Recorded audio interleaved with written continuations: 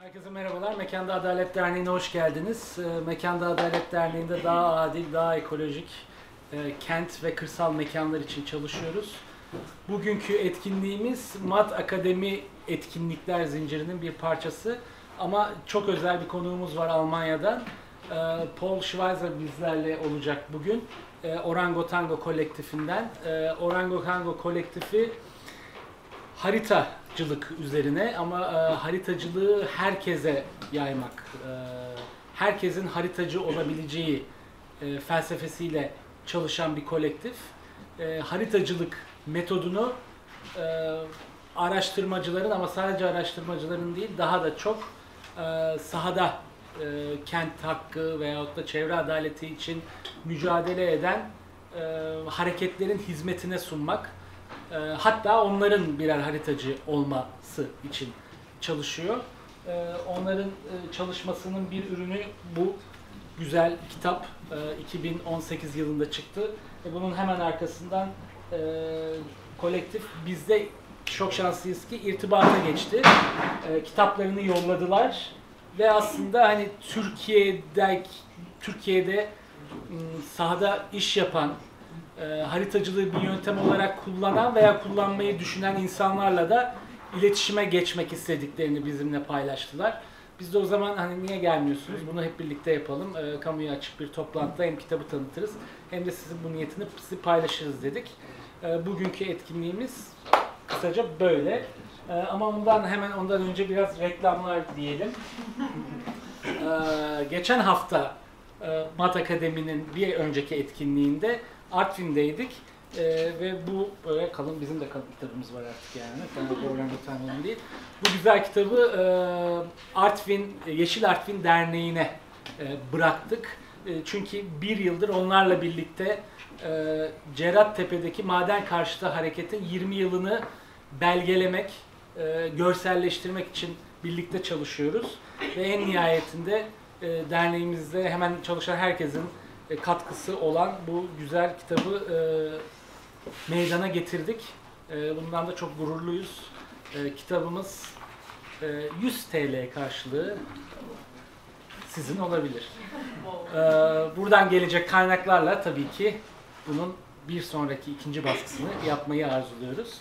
Bir sonraki MADacademy etkinliğimizde bir başka kitap Massive Suburbanization adlı başlıklı Rebuilding Global Periphery başlıklı kitabı tartışacağız. Kimle? Kitabın editörlerinden olan aynı zamanda şu anda Türkiye'de de olan ve Acıbadem Üniversitesi'nde öğretim görevlisi olan Murat Güney ile birlikte hem kitabı konuşacağız. Bu kitap çevre çalışmaları literatüründe ne gibi bir yere oturuyor ve Murat'ın içinde Türkiye'de finansallaşma ve mega projeler üzerine yazdığı makale üzerinden bir tartışmamız olacak. Bu Türkçe kısmıydı. Şimdi daha kısa İngilizce versiyonunu yapıyorum. Ladies and gentlemen, welcome to Center for Spatial Justice. Here at Center for Spatial Justice, we are working for fairer, more egalitarian, democratic and ecological cities, urban and rural spaces. MADacademy is our umbrella program that we regularly meet, most of the time in this office, in the form of discussions and book launches, etc. And sometimes we go out for walks. Today we are lucky to have Paul. Paul Schweizer is from Collective Orangotango Collective, based in Germany. They've been around for the last 10-15 years. Their main aim to bring cartography, mapping to the publics. Their main argument is everybody can create maps and put the maps in use of urban and environmental movements all around the world. Their inspiration is coming from one part is from geography, academia, and the other part is coming from the urban activism in Germany and beyond, particularly in Latin America. They published this book around a year ago, and they connected contacted us, generously sent this book, which is a collection of around 30 participatory counter maps all around the world. So we're very lucky to have Paul here. And this is not just a talk about this book, not just a book launch, but it is an opportunity to get in touch with Kollektiv Orangotango and all the other, grassroots organizations who are interested in doing maps all around the world, using maps as an empowerment tool. That's it for now. I'll leave the floor to Paul, and thanks a lot again, Paul, for being here and sharing with us your wonderful work.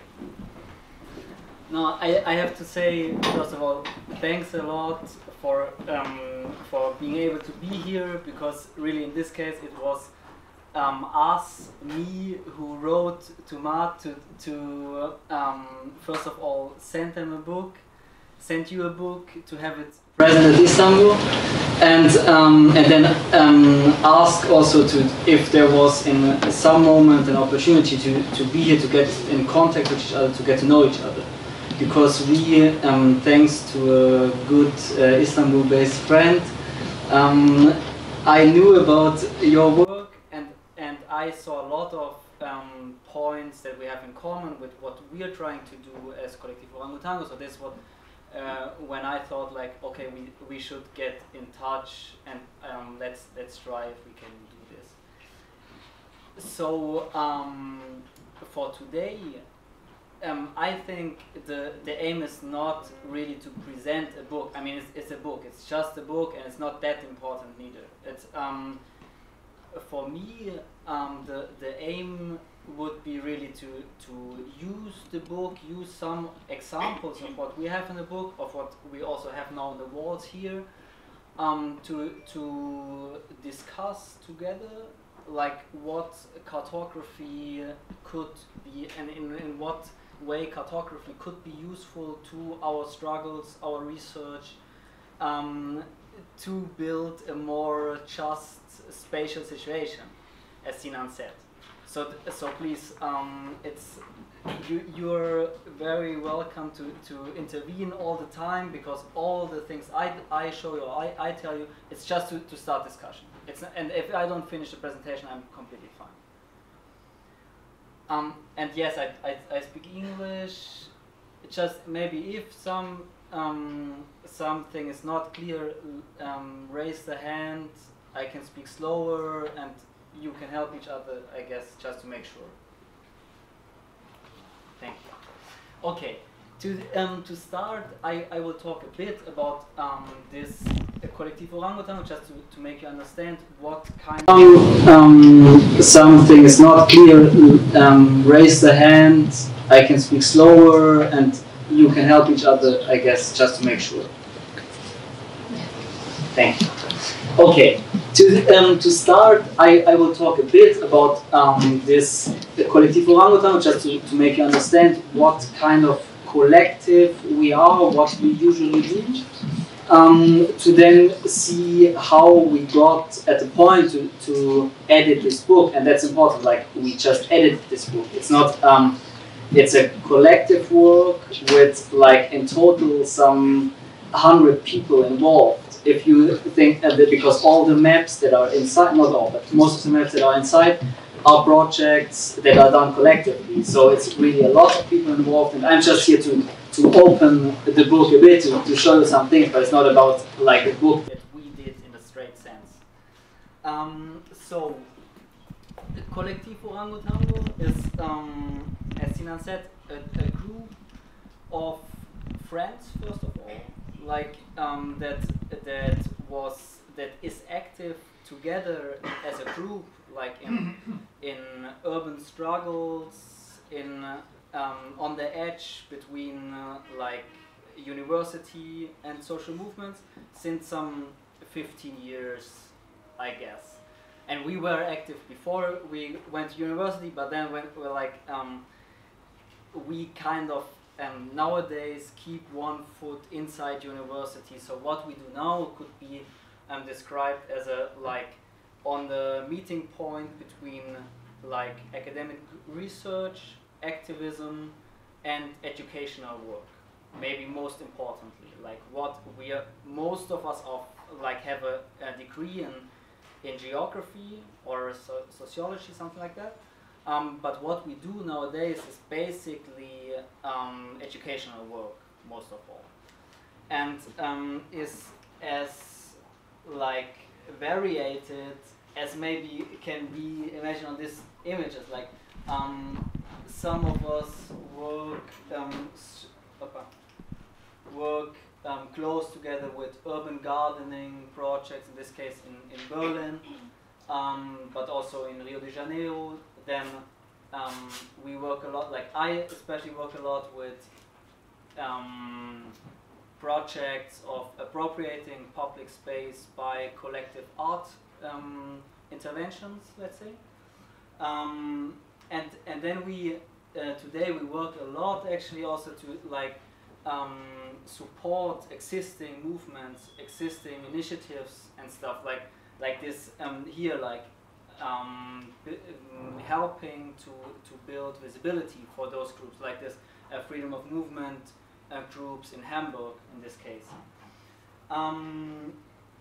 Then some of us work with more with music, but also in collective processes, like this example where these rappers from Kreuzberg, Berlin, Kreuzberg-based rappers connecting with local movements to do a rap song, to do a video with the kids, to tell the story, what is happening in their neighborhood at this moment, and to give them a voice, basically. And then like MAD also we do like walks, excursions in the city, outside the city sometimes. Like this is last week actually. It's not exactly a walk, but a tour on a boat in Berlin, discussing gentrification and resistance in this moment. And then we are part of a lot of like processes of collective education, like discussing together, raising voice and trying to find common claims that we can make. And maybe to understand this strange mixture, it's important to say that we're like, yes, we are really influenced by some family ties that we have to Brazil and to Chile also, and experience we made there and connected with our experience in Germany or in Europe. And then we, as nowadays we don't live all in the same city, but we're really spread. So this is not because I bring this to one place, but because I'm immersed in the place and be part of this. So it's not, we're not a group in a straight sense that we're this group, we do that. And we really struggle to define ourselves as a collective in the sense of a group, because actually we're kind of a network, because I work a lot in Italy, for example, and there I work with other friends, other activists, other groups, and then my colleague may work a lot in Berlin, and the other one works a lot in Valparaiso, Chile. And so we are kind of a network, and we don't claim the name, like people who are not maybe part of the straight group, the inner circle if you want, can use the name. There's no trademark or nothing about that. Like, we're really happy to be a network and to be defined more by the way we work based on affinity and wanting to do things together than by like a group, here's your passport or something like that. So to get a bit more concrete, I will focus on two methods that we work a lot with to let you understand maybe what I do a lot also. And as I said, like I work a lot with painting, collective art in public space. And there it's not, I would say, it's not even that much about, we have to write this political message on the wall, like all over. But what I argue is even more important maybe is to practice a constant, like everyday practice of appropriating public space and being used to. We have to relearn somehow being used to appropriate public space. So this example is a project that I do, like projects that I do since some 10 years in an urban periphery in Naples. And as you see, like this, the place where this young Gino grows up is really like a hostile for a kid at the first view, right? And then I worked there for a long time, since 2008 or so.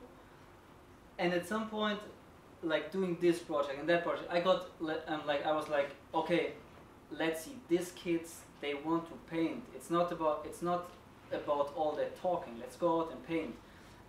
So I spent half a year in 2013, I guess, to just painting with kids without a straight content agenda, but say, okay, it's about the painting. And then what happened actually is that everywhere we went, we cannot just paint the wall down here at Cairo. We have to talk to the people who use that space. If not, we'll get in problems, right? And who knows best about that and how to do that is the kids. It's not me. I don't have to teach them. I realized that every time we went somewhere to paint the wall, we started to discuss with everybody, like with the old lady, with the other kids, with the drug dealers, with the cops, and we kind of somehow found consensus on if we can paint. We always painted, like we never went away without painting, and in the end we usually created things that everybody was fine with and that everybody could somehow refer to. And so this is really a lesson that I learned that changed everything for me, like, and it is really important for the way I see map mapping nowadays and all the rest of my research and activism. Just to give an example, this is a painting we did on these very buildings, and like that the people invited us in the end to paint. And then we painted this bird, which in Neapolitan culture is a really meaningful bird, the cardellino. So everybody could somehow refer to it, and at the same time, this bird flying free stuff was had a lot of meanings, and we had over some 3 months we had discussions on what to do with the neighborhood with kind of everybody. So this is a big research project that we just did around painting this bird. So this is maybe an example to understand how I like to work, how we like to work at best. Of course, it does not always work like this.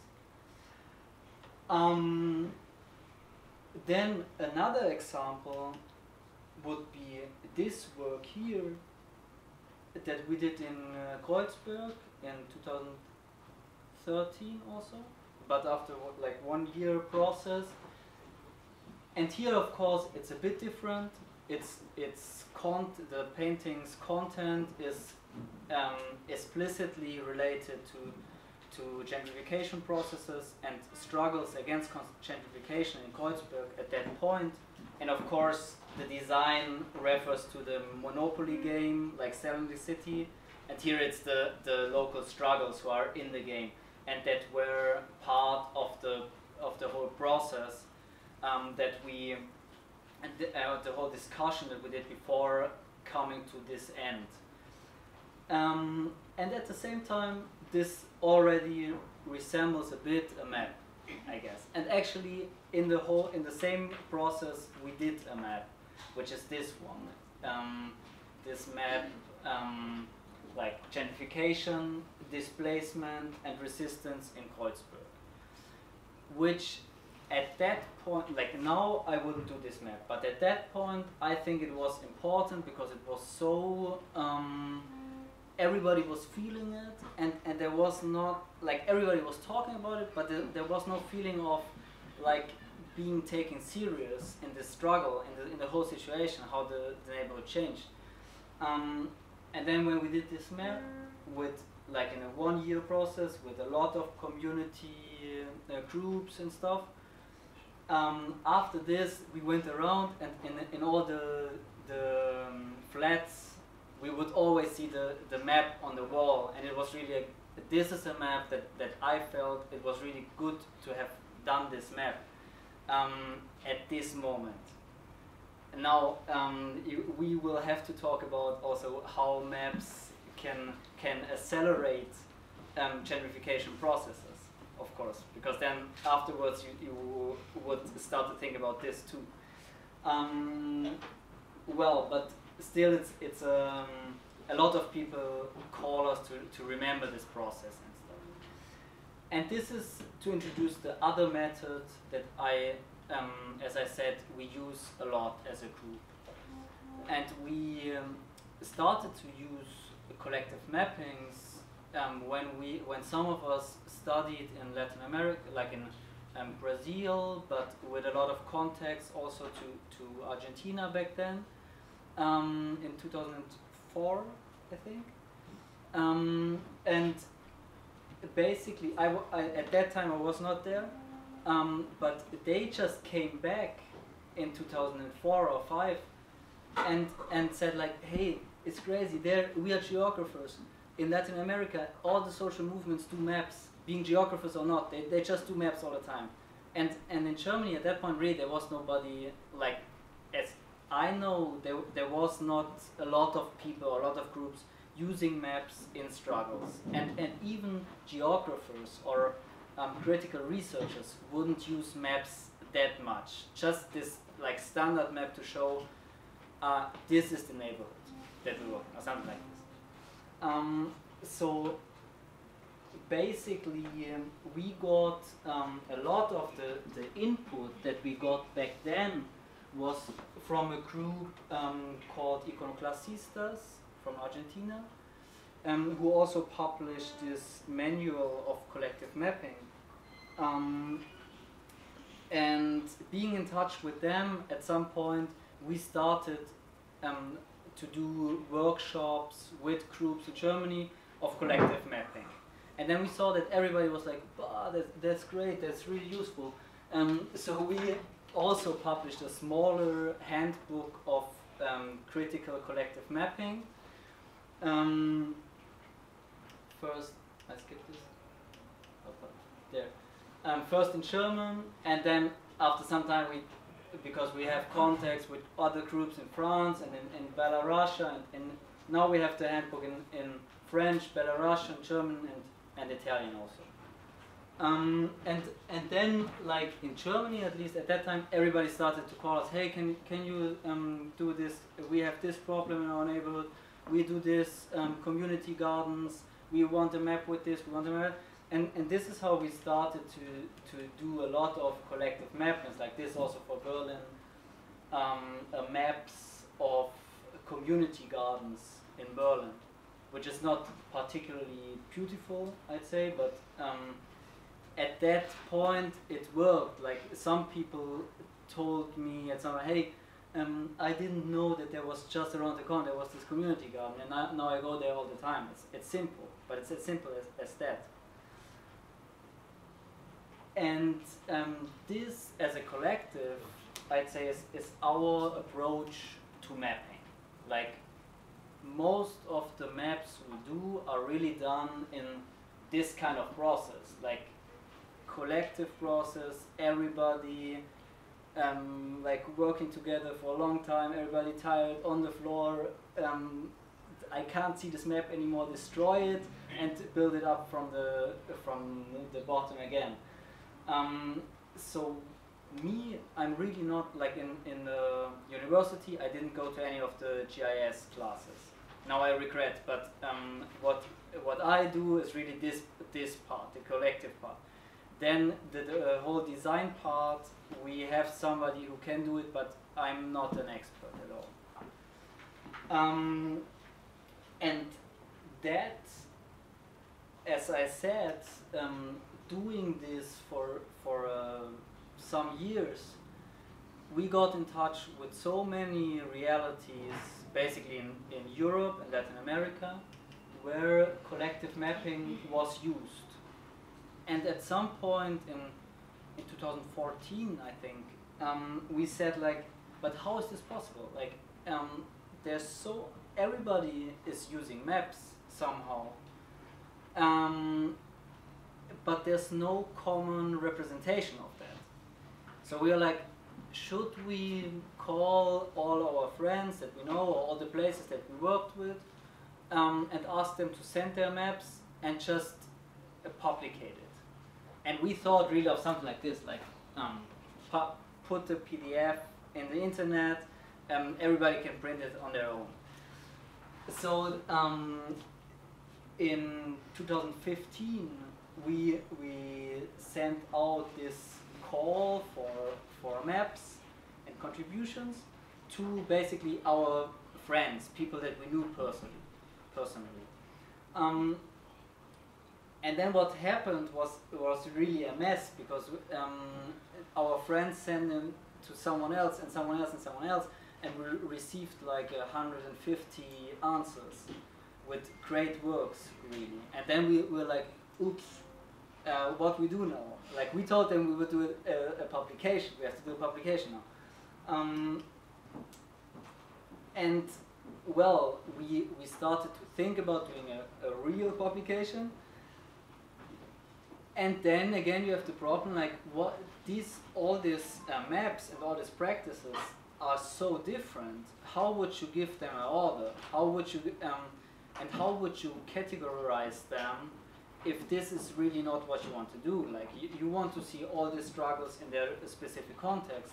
And now we somehow got in the mess and have to publish them in a book as if there was a coherent order to it. And that was a process of some 3 years, a lot of communication basically, to see what was good for everybody. And as we learned from the Zapatistas, we go slow, but we go far. So after some 4 years, almost, we got to publish this book. And this is now exactly 1 year ago. And in the book, of course, are not all of the contributions that were sent to us, but some 42, I think. So some wouldn't fit. Others we thought was not good to publish in a book, but more online. And then the problem about the book, of course, that the book is really something that you have to define where it starts and where it ends. And that's not really the nature of our project. But, well, the book is there, and after 1 year I'm still doing a book presentation, and that's exactly the point what we now want to use the book for, to go on and not take it too serious. It's not really about the book, as I said. So far, this is how we got here.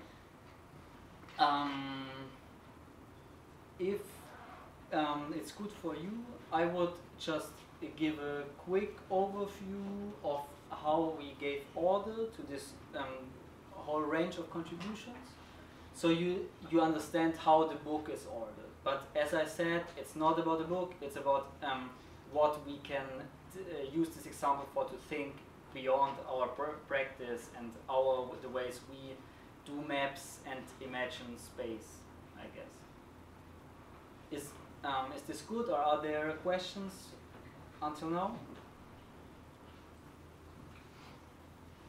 Okay, so we go on. Well, of course, this book also has an introduction, and this is an important part for it, because really we had to kind of see where this counter-cartography thing started.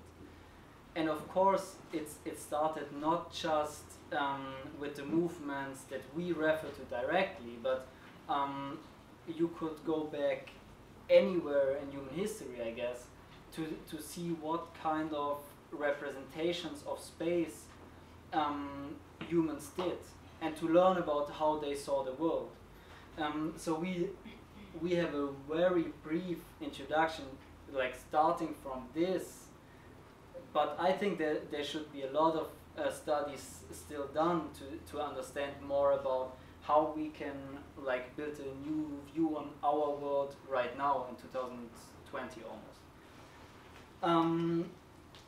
And then we would like paint this path from critical artists, a lot of situationists, situation, how is it? Situation? Who used maps and then inspired more artists to use maps, like this Brazilian, Swedish artist Falström, who did great maps on geopolitics in the 70s, I guess,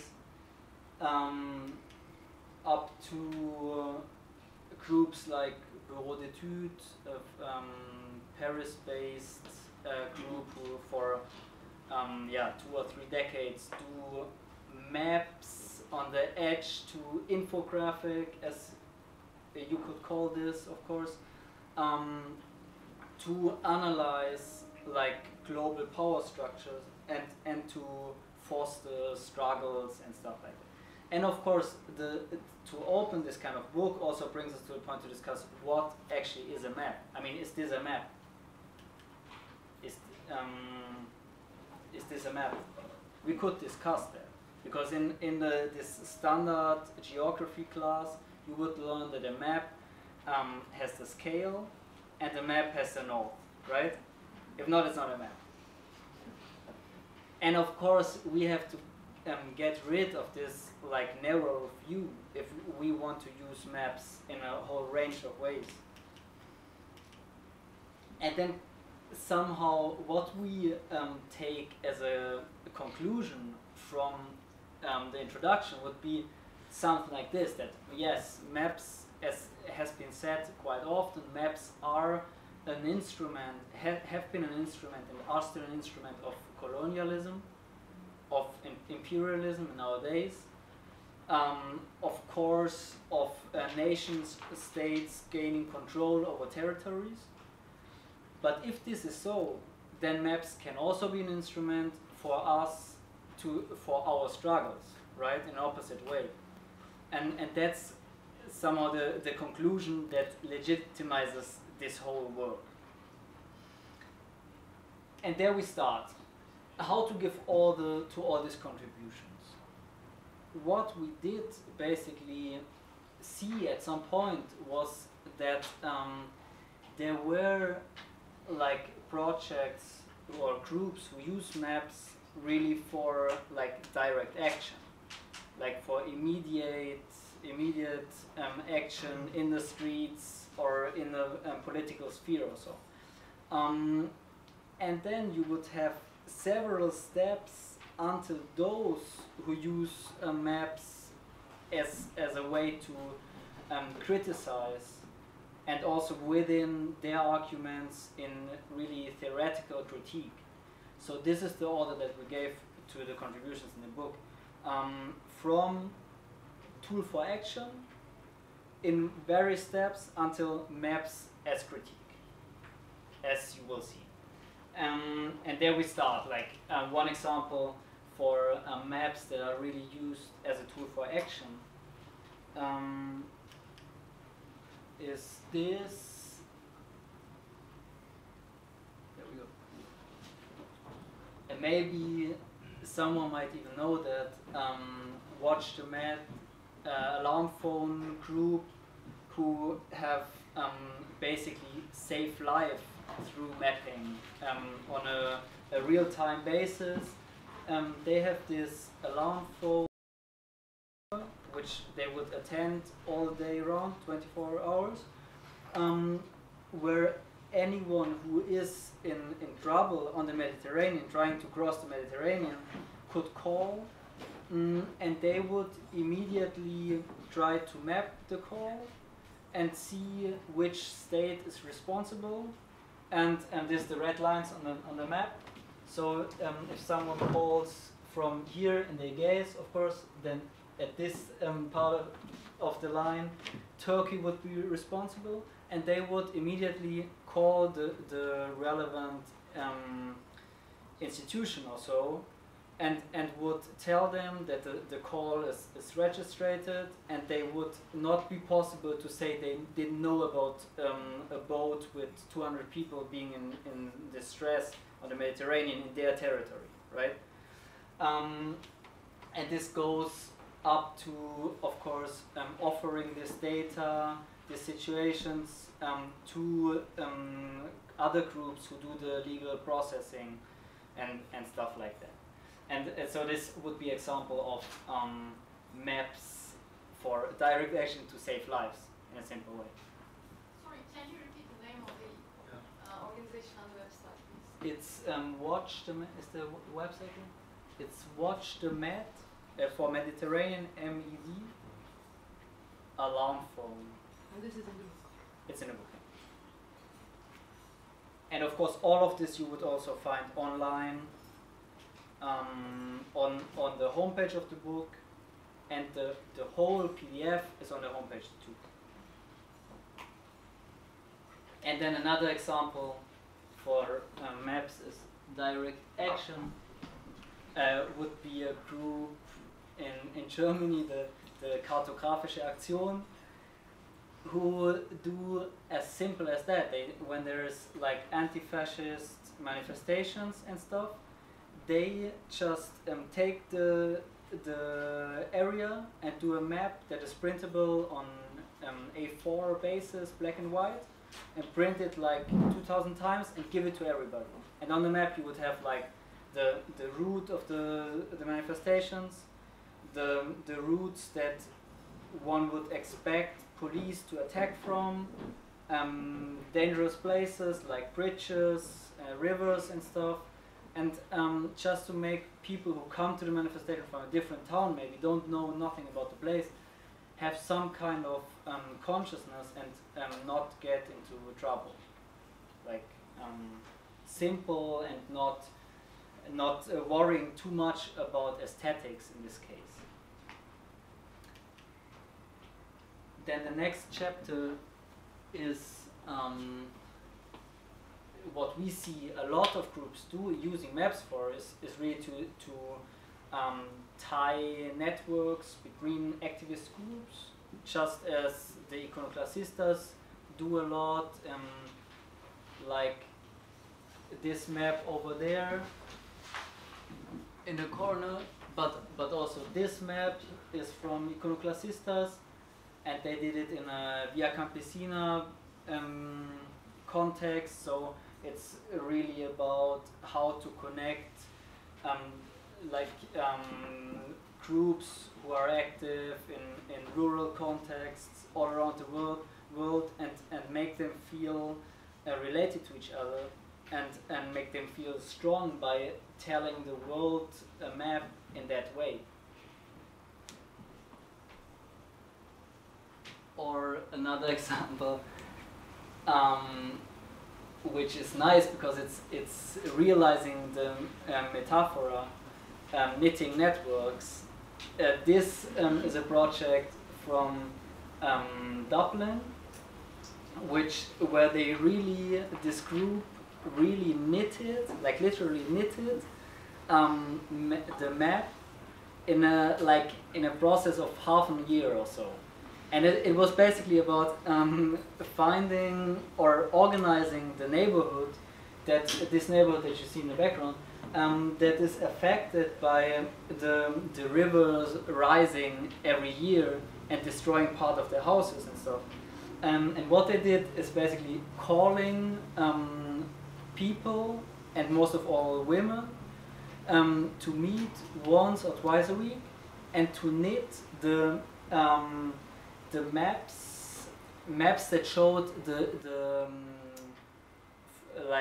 ways the water flows. But then in the end, of course, it wasn't anymore about the water, but just about, look, we knitted this big web in this big map in half a year, and we'll put it here to public space to make you see that something's happening, and we can't live this way because our houses get destroyed. And as we can imagine, this like meeting every week was a great basis for them to organize, and as I know, they are still organizing and struggle together.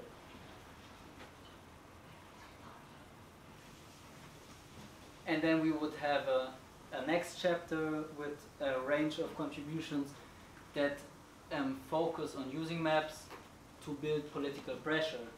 So one example from Ecuador is this group of critical geographers in Ecuador who use maps to show where repression basically in a lot of places in the Amazonian part of Ecuador, which is really like far off, where the military does like murder people and no one ever gets to know and stuff. So they use maps in this way to denounce well, human rights violation and all of this.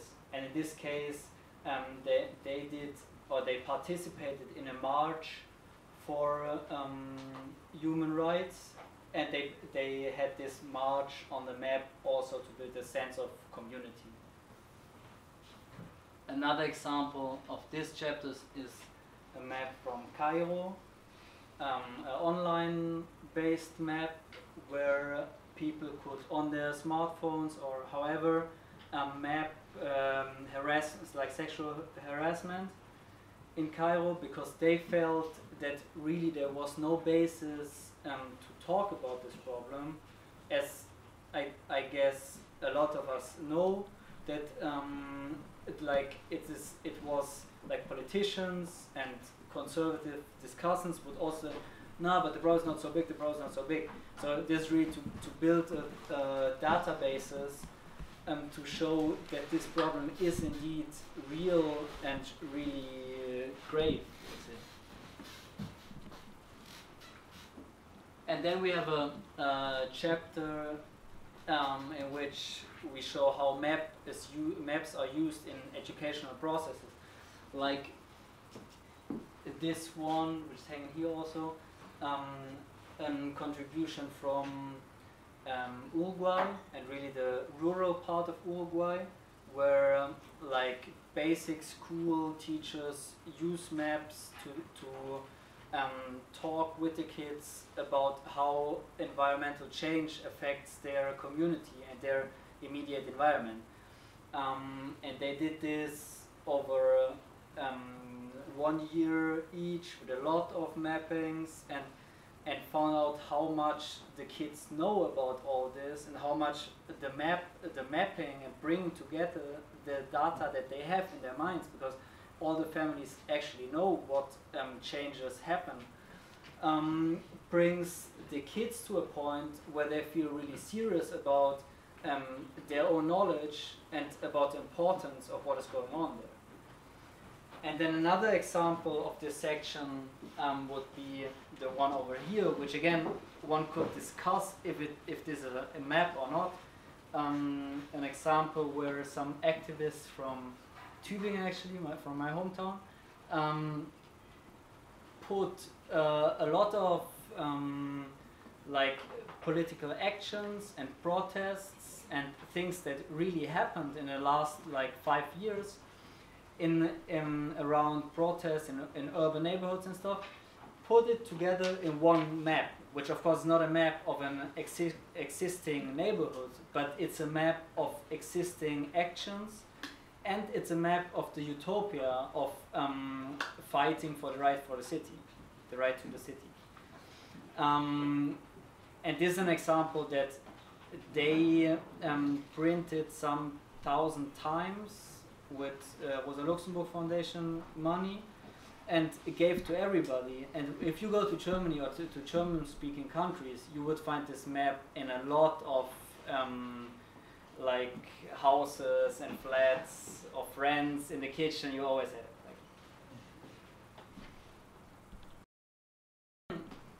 Like. In the book we have this. If you look to the book from the side, you would see that there's this darker part. Because as I told you, like what we did before thinking about this big book, was basically about doing maps ourselves.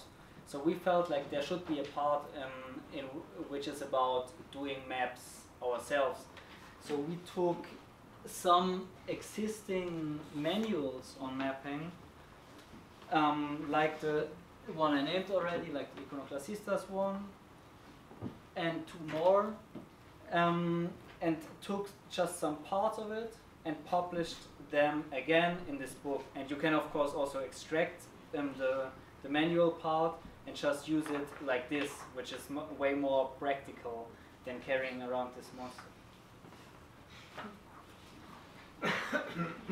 And then again, we come back to our continuum of chapters. We have a chapter on creating visibility. One example would be this map of squats in Berlin, which is kind of funny because I mean the map is not particularly beautiful, I would say, but it works somehow. It shows that there's a lot of occupations, and that's only the occupations who themselves like got to the public, and we call this loud occupations, like not the ones where people just go silently and live in a place. And what happened when this group published a map is that some Berlin newspapers wrote big headlines like "the squatting movement is back," and nothing had really happened. It was just the first time on a map. I mean, nobody had squatted, nothing at that moment. And like, then after some days they realized that it was some paranoia of conservative journalists. But it's great to show how maps work and how strong they are. The impression of a simple fact mapped and published as a map can be. Then we have a chapter on showing spatial subjectivities, like for example this one, which is a map where homeless people in Newcastle, or this NGO collected knowledge of homeless people in Newcastle and gathered it on a map. And here you would find really a map full of personal experience, feeling, things that may be practical for other homeless people, but things that are really about subjective perceptions also. And I think this is a really strong and important point to talk about our right to have our personal and individual, if you want, points mapped, and by being mapped claimed as relevant in a city like Newcastle, for example. Then we have a chapter on maps in processes of self-reflection, like this one, which is made by at the university, at the Institute of Geography at the University of Hamburg. We have the working group of critical geographies of global inequality. So inequality, right? And they reflect a lot on how their position as researchers in the global north, talking about poverty in the global south, being in contact with groups in the global south, but then going back to Hamburg and living with German academia money and stuff, what this really means. And to reflect that, they had a process of 1 week, I think, like being shut off in some far-off place close to Hamburg, discussing all their doubts and the implications for their practice, and doing this image map, if you want. I mean, we can clearly see elements of spatial representation, but still we can discuss if it is a map or not. And I'm not sure about it. Then we have finally this chapter of counter-cartographies as critique, where you would find contributions like this. A group from North Carolina University that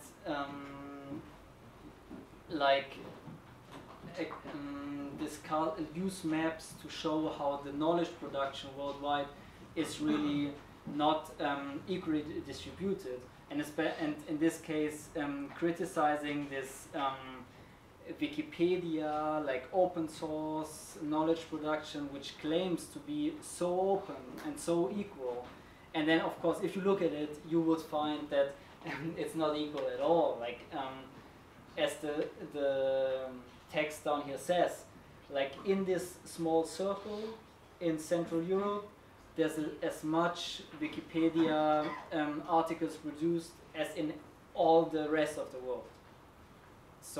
So far about the equality of Wikipedia. And then finally we have not a conclusion, because we found that really, as in every good research or reflection process, when we were at the end and ready to publish, we had more questions than before.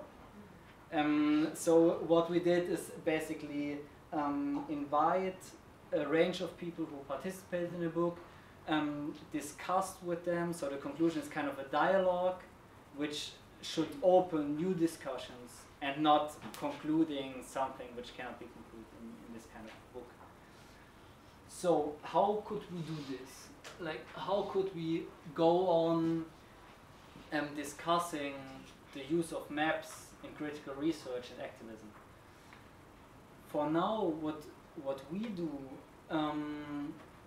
is, of course, having the homepage, northernatlas.org, where we plan to go on publishing maps just as we did in the book, and where, as I said, you find the whole book as PDF and you find all the contributions as contributions on the website. But then we think we don't need to publish more books, like someone may do, but we don't. What we want to do is to build up the homepage as kind of an archive, because it's much more practical to search. If I'm in my city and I want to know if someone already did a map on the problems that I have or the struggles I have, then on a homepage I could use this much better to look for keywords or so, to find other projects who did similar things. So this is one way we think can be useful, and of course one point also to be in contact with you, because we know that you do use maps in struggles in Istanbul. So we will be happy to see participations also from Istanbul. And then the others, yeah. Are your maps using a specific coordinate system?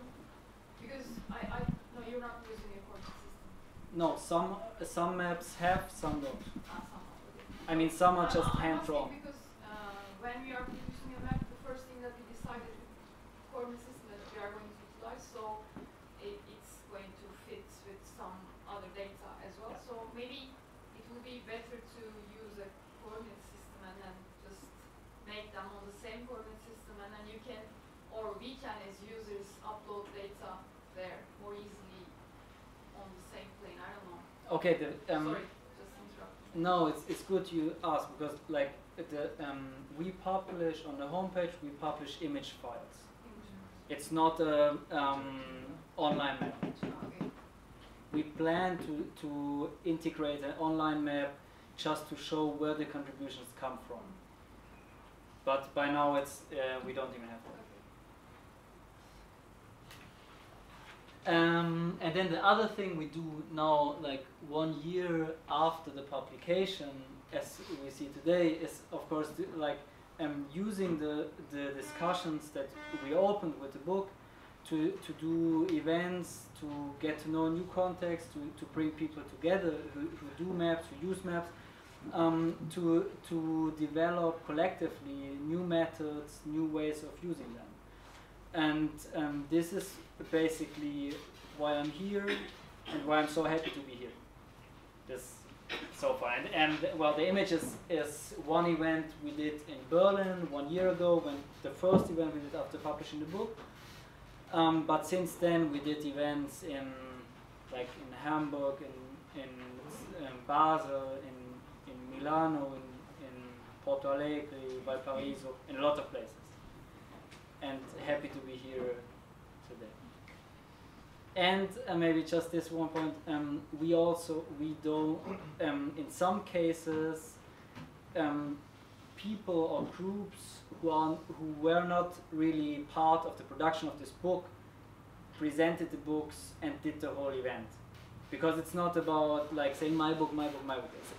If you're interested in working with it, and we feel that it's we are working in the same direction, we are completely open to do this also. We are happy.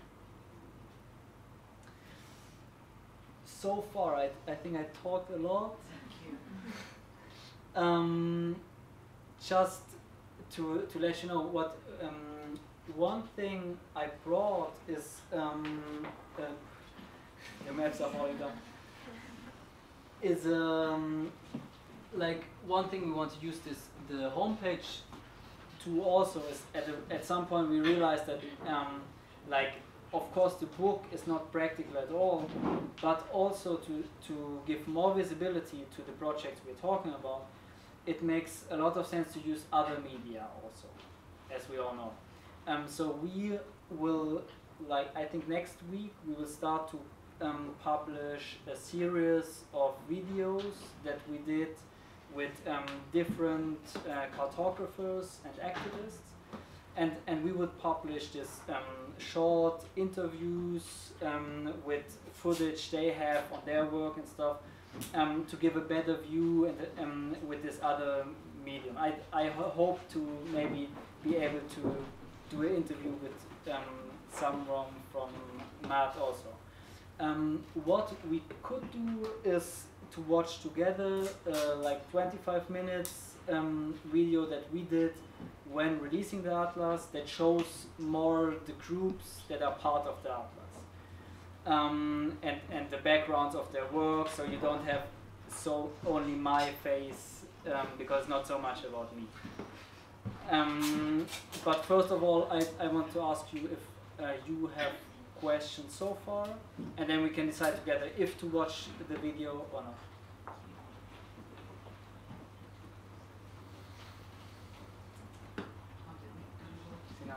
So when you were talking about the map that you did, gentrification corridor, you said it was a good idea at that point, but you wouldn't make that map right now.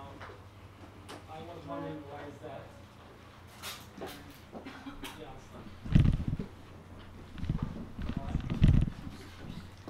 Well, let's be honest, one of the big lessons of the whole publishing projects and so on is that today it's really fancy to publish maps. Everybody loves publishing maps nowadays. And if you see publications in the last, 10 years or so, there's some point, some years ago, where last year, I don't know how many books of maps like this, not scientific, but popular books of maps appeared. So this is one of the truths that we have to face.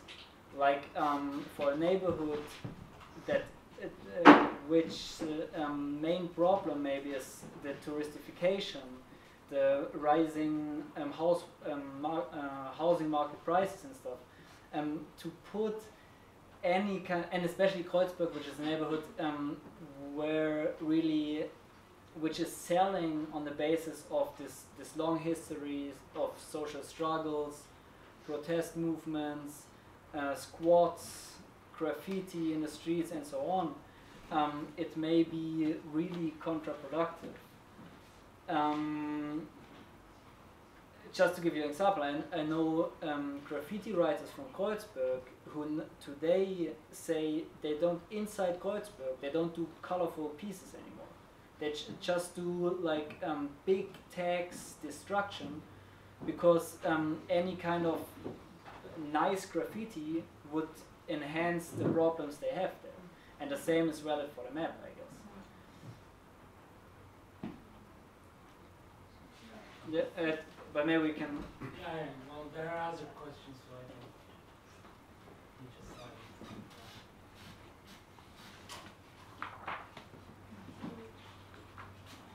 I was just going to comment on it. Like, I've also developed a map for an area that is the islands of Istanbul. It's here. It was an activist project that started as an installation, but I prefer to choose sounds, developing a sound map instead of a visual map for the same reason, because the main problem was that the whole area was zoned as a touristic area, and we were demanding to be a neighborhood, like disclaiming that back. So I'm having the same, people raise the same question. We wish there were photos, not sound. We wish there were videos and things like that. That's always my response. My desire is to start an engagement, and sound makes you push that. You need to step one forward to engage in, rather than just closing the door. So that's, I just would add it. Like it's a serious thing. Like people flip over images and things like that. So I thought sound. Sound what? For example, sounds of what? Street sounds or? It has a lot of different things. There are interviews, street sounds, underwater sounds, animal sounds, machine sounds. And then, of course, like living in a culture which is so like overvaluing the visual, one could argue that we don't have that much of a need to build more visual material on our neighborhood. Maybe the point is much more to get to know how our neighborhood feels like tacitly, and how it sounds and how it tastes, right? This is really an important point. And like some contributions in the book, but also for me now, like in a lot of mapping processes now, I raise questions like, okay, what material do we use to make this map? It's not all about paper. I mean, it's not about pretending that we can show complex things on a flat paper base. For a lot of maps, maybe we need to use textile, because it feels different and stuff like that. And maybe we need to use textile that stretches. So and we can. I think we should enhance methods in this direction also.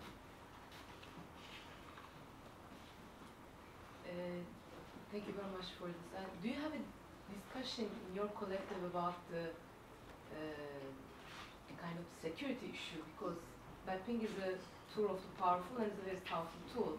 When I looked at the squatter map, so you make yourself so visible, so nude about exposing. So we were just discussing this in the last issue on the commons with a friend who developed the graph commons, and we were discussing the issue that he did the collected the networks of dispossession, which shows capital in connection with state institutions with mega projects. So so this is mapping the powerful and their networks among themselves. But when the issue starts about protests, squatting movements, and also organizing in any issue in Turkey has got a huge latent phase in the beginning, where if it's union organizing, even if it's urban organizing. So I'm sure you've been having discussions like this.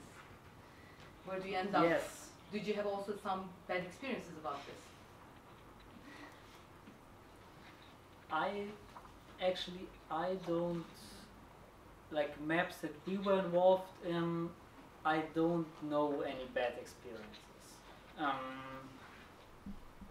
But yes, the discussion is there, and like for example, one of the contributions in this like manual part concludes really saying that critical mapping. The point about critical mapping is not about mapping, but about what not to map, and it and about like about stopping to map other people. So I think this is the point. I would not map any squad without conferring with them. And in the case of the Berlin map, those people who did the map are really like into and discuss this with every single point on their map, like with every group or with every squad. But still, you have this problem. And there's another contribution that we discussed a long time on this NGO, like really US American government money NGO mapping this so-called slum in Kibera slum in Nairobi, to say, hey, these people have a right to be on the map, blah blah, and okay, they went there, they did this with the inhabitants, but still, it's like it's material that can be used to like in legalizing processes, of like property legalizing processes later on, because before there was no map at all, there was no map showing the streets and nothing. And now this map can be used by police, can be used by landowners and all that kind of stuff. And in fact, the contribution we discussed a long time if to have it or not. And what we did in the end is to have it, but the text that goes with it is not of the NGO, but of critical researchers we know discussing exactly this issue. And I think it's the most important point to discuss in the whole topic, like to get rid of this mapping for map's sake. Thank you. Yeah, I think the last thing you said, like to avoid mapping for mapping's sake, and in that respect, I was just wondering. This is a question I'm asking myself. For the function of critical cartography. What do you think about the power of persuasion in the function of mapping? Because like for mapping, there's this process that you produce, and then there's this other life of the map that it is delivered to somebody else, and they see it and they get persuaded about something else. And they what's get persuasion? Persuasion. I'm sorry. Like convincing someone, and I'm Okay. talking to Like in the religious sense. Yeah, I think. Like for example, political maps are persuading Right. some people, some masses for delivering some specific message. So do you think these maps have that kind of function or power, or did you encounter any example of that? Well, I think this is really on the basis of critique of modern mapping, right? Because what modern mapping suggests is that there is a way to show the Earth like as it is, and that's it, objectively. And still, like wanting or not, and that this is for me also, like I think a lot when we see a map, especially if it's made in this traditional way with the scale, with the north and everything, what we think first of all is, okay, this is how it is, like wanting or not, and working with critical mapping and all that, it still gives this first like impression, and I think the point why we called the book, and we of course discussed a lot about that, this is not an atlas, is because we argue what we have to do is to accept that there is many worlds, not just one. And then of course there's many more ways to represent the world. So the pedagogical project behind the book would be to like interiorize the fact that a map is a visual representation of something that someone did, someone saw it like this, someone wanted it to be presented like this, but it's just one of infinitive ways of representing the world. And then of course, I mean, every single map, if you read it in this sense, like every single map does exactly what you say. Like this map tells you that there is gentrification where the yellow dots are. There's repression where the or there's structural problems where the blue dots are, and there's repression where the red dots are. And it tells you that it's just like this. So I think as we read maps until now, we have this problem with every single map that is in the book or that we can produce. So the problem would be one of how we read maps, how we believe maps, basically. To get back on the title, the classical atlas approach, of course, is to have the book that tells you how the world is. It's universal, it's objective, and it's about the whole world. And this, the title indicates that it's exactly not about this. It's not universal. There's so much more to map or to be so much more interesting projects to be shown. It's not objective. Every single map is subjective. And we will never be able to be an atlas which tells you only the truth, because there's no one truth, I think.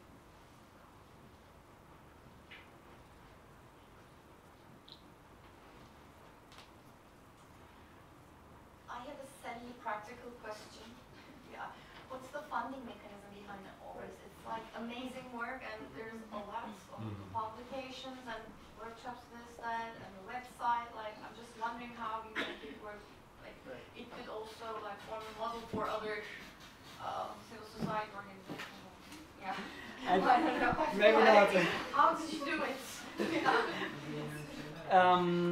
We discussed this before. Like, we as a collective, we have no constant funding. And now every one of us works in different contexts. Some work with universities, some work in other contexts, basically educational contexts.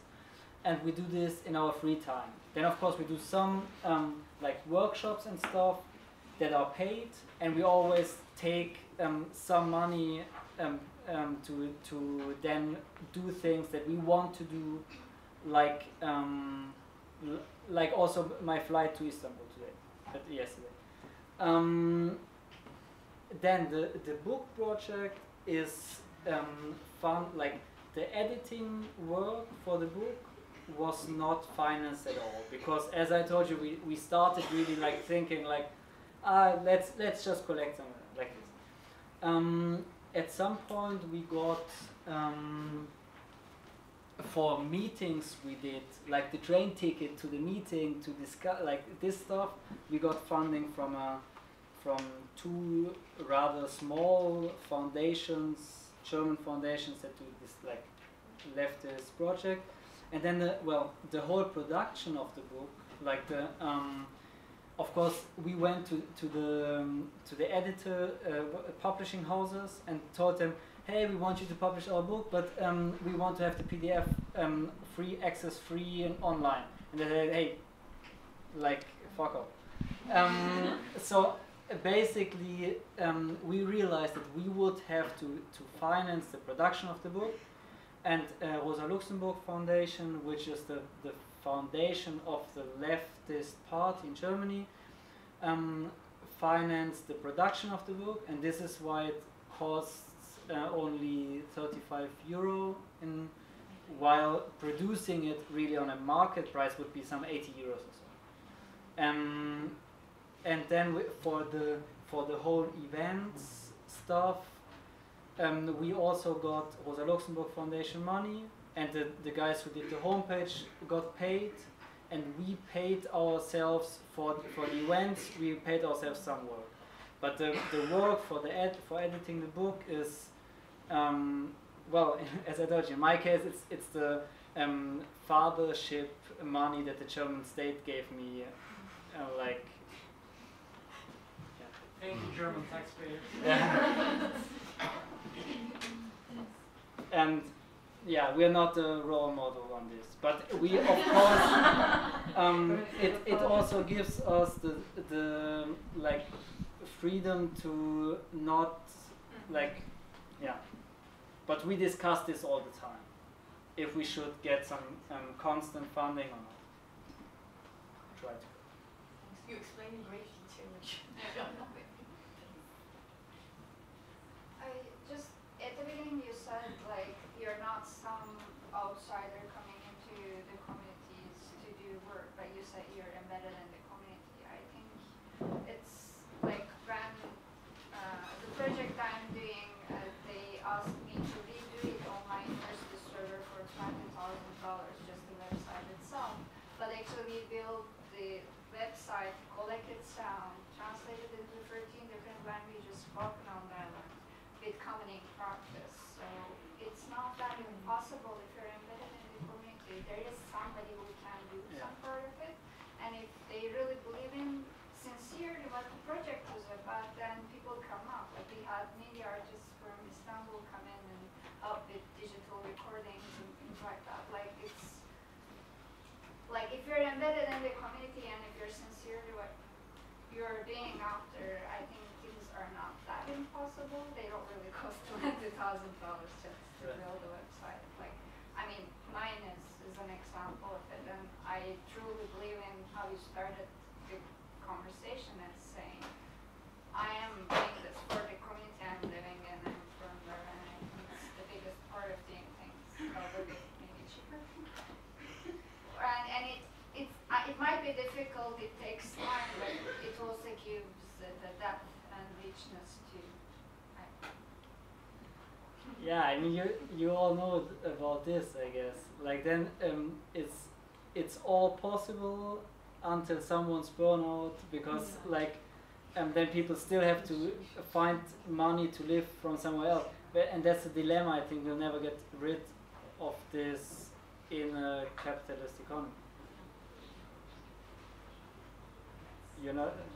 I mean, it's something you do, you live for, like, I mean, if it is an extra job or something else, it's maybe the situation, but it's just something you can spend a couple hours a day and do it. Like, if you're not in a terrible rush, of course, make something like that. Like, it's not, you don't need to be funded by only what you're doing as an activist. Like, it's a different issue. Right? If it is an activist work, then I'm just saying it's possible. Yeah, it is.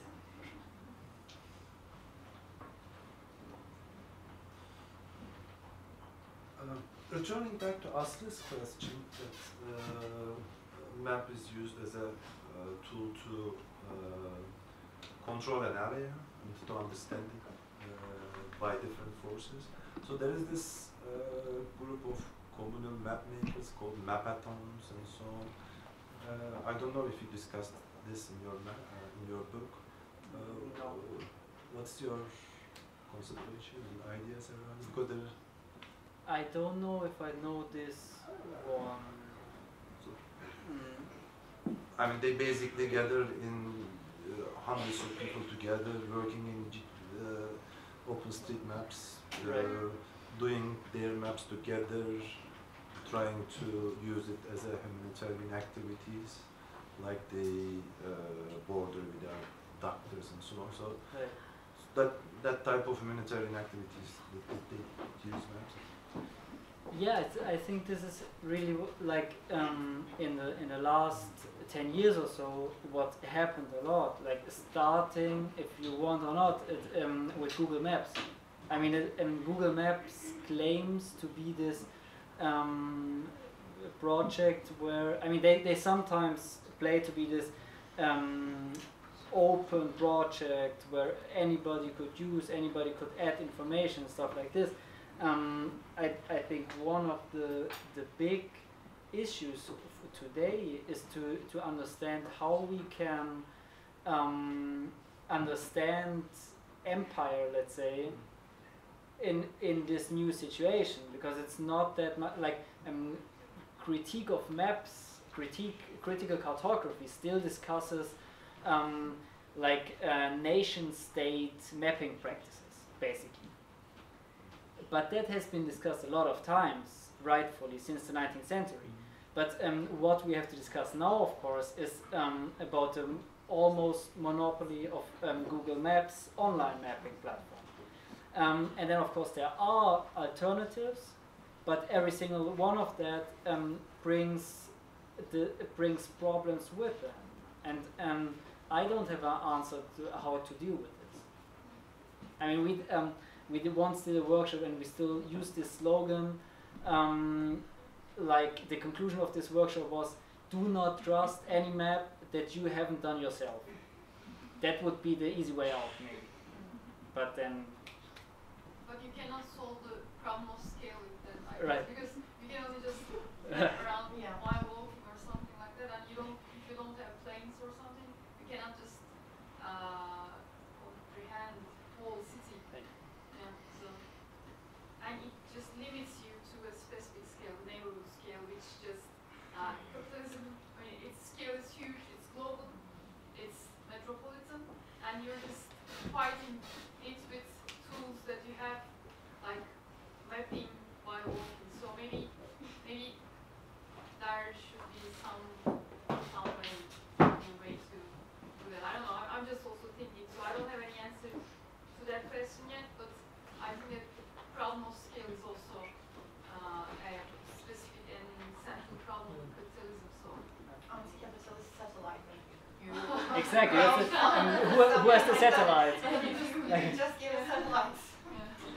Yeah, China. as an example. No, not China. Like we have this in the book, we have this example, Uruguayan group who used Google Maps images from one point in time, I don't know the year exactly, and then 4 years after, from the same area, right? To show, so that's this publicly available Google Earth data that they use to show how this big like mining projects and stuff destroy the landscape. I mean, it's a great and really simple approach, and it works. But still, we use Google satellites, and we don't have any own satellite. Yeah.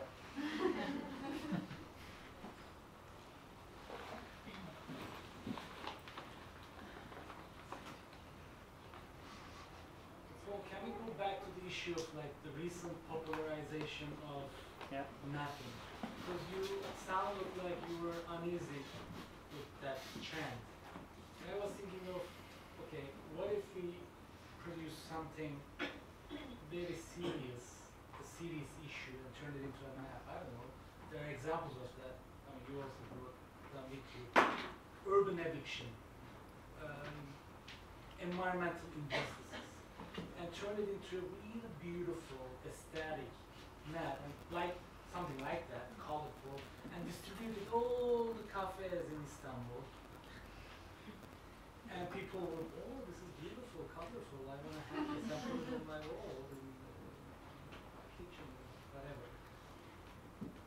So how would you feel about that? Or how should we? So Well, can I add something? Yeah. Because this actually happened. This was a protest action of the anti-nuclear movement in France. You know, when you're in the airport in France, you go out and see, if you're in Lyon, you see we have this, and you can go to this cave, you can go to this museums. You have plenty of leaflets about tourism, and they put a beautiful map of nuclear waste, nuclear power plants, and everything related to the nuclear process. It's really beautifully made. It's really an aesthetic map, and you really want to take this. So it was a kind of pirate action where you would want to see where do I get the best wine, and you get the radioactive map. It's not delicious at all. So just wanted to learn this. No, and I would say, like, probably we would have to apply multiple strategies. So I think that's completely what we need to do. And that's basically what I would argue iconoclastistas do. Like, these maps are beautiful. The aesthetics they use are really like dominant aesthetics, if you want. Like, you can show it to my grandmother and you can show it to my little sisters and everybody likes it. And that's great. And that's part of the project that we have to popularize maps, right? Because traditionally we have maps, like mapping institutions are state institutions, and in a lot of cases military institutions, and nowadays big economic companies. And what we want to do is to give mapping as a tool for everybody. Like, everybody can map, as you said. And this, of course, is an invitation to map, because it's so nice, everybody wants to do it. And I think that, first of all, there's nothing wrong about that. As you said, me being uncomfortable with this issue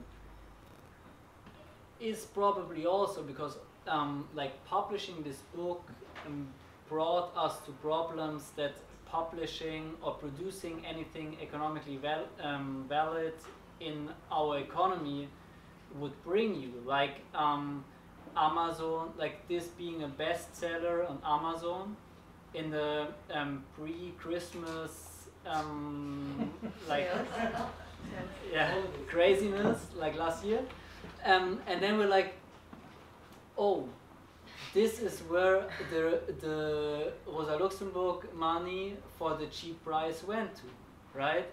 And we thought like we needed a cheap price to make it available for like people in the global south or so. This is where it went, and we have to be honest about that. But then again, like one thing I would like to do, I won't do it so fast, but I would like to do is an atlas or something like an atlas for kids, actually, which is critical. And if I manage to produce this book, I would be completely open to like to sell it on all these terrible platforms.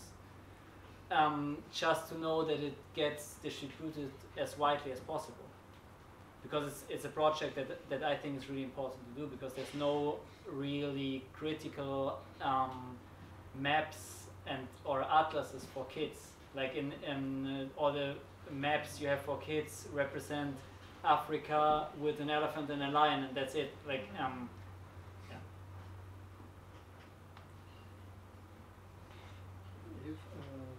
Insist about your education or vocation, but what about the relations with the main education institutions?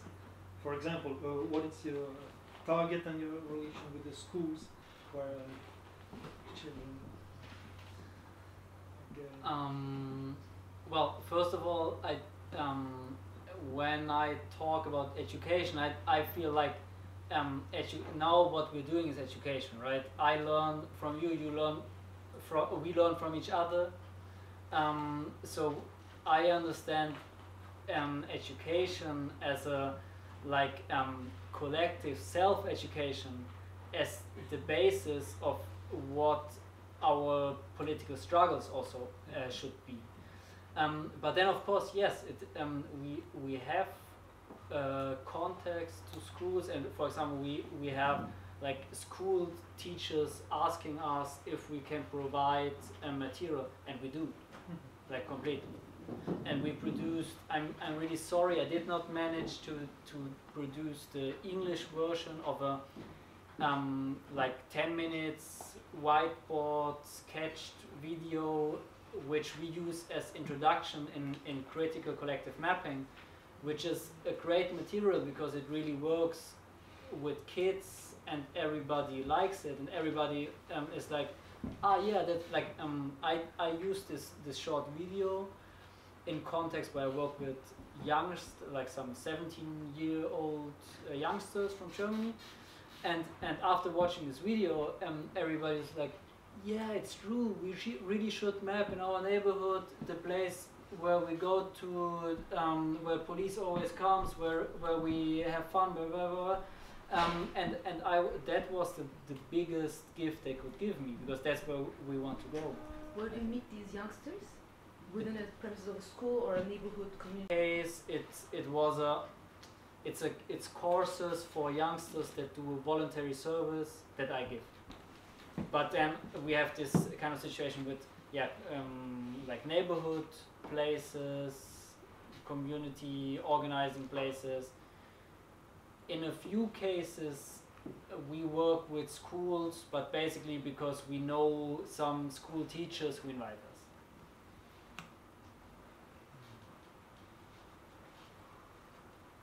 But I think that I really love to map with kids, and I learned a lot like mapping with kids, because like what we talk about, like the texture of maps or the smell of maps, or to map without worrying about scale is something that I really learned from kids, because then you can learn maps they would draw you on a blank paper.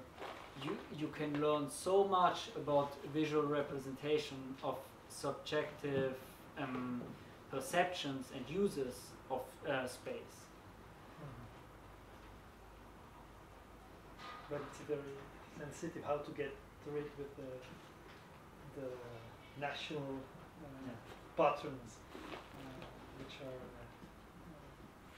learned in schools, and how to deal with the contradictions between the cartography as learned in school and here. Sometimes it could be very like this year, in the beginning of this year, I did a project with like teachers in Porto Alegre, Brazil, and they have great material. Like they have not really atlases, but they have like manuals for teachers how to map with kids, and this great material, like 5 steps ahead for sure. Official material in schools? Well, it's not state distributed or so, but it's like books published by critical geographers for geography teachers in schools. In Turkey. It's impossible to use this sort of material inside official institution. I tried it. You're a teacher. I was Egypt.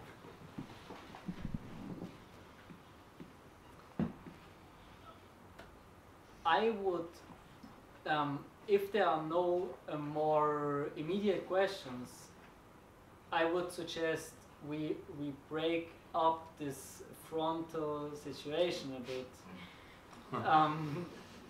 I mean, we can still watch the video I told you about if you want to know more about other persons who participated, like mappers from Cairo, from the United States, and everything.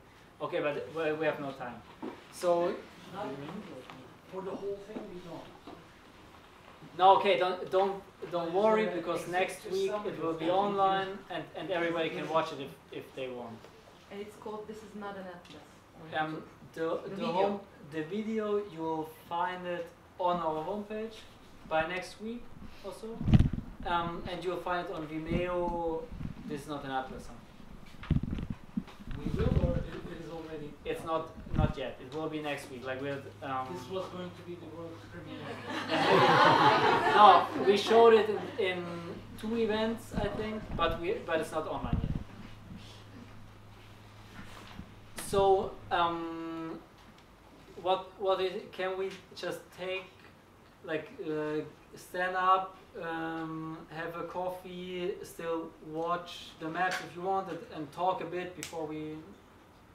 Yeah, I mean, we're gonna need to take the seats away anyhow, so we can start doing that. Perfect. And I think what you have in mind to walk by the maps and chat about it if there's any possibility. Yeah, we're here. That's what yeah. we're gonna do. Yeah, we're here. That's what yeah. we're gonna do, right? Exactly.